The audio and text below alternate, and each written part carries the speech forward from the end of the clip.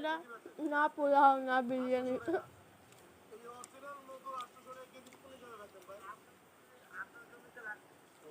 আর তার মধ্যে চিকেন দেওয়া আছে বেশ শীতল আছে তো দোকানে।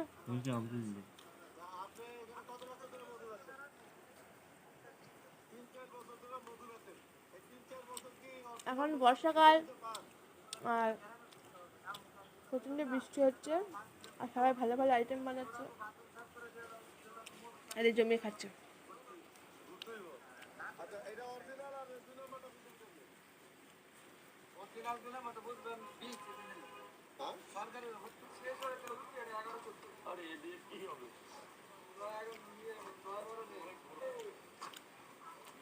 ডিম দিয়ে কিছু যা লাগে সেই করে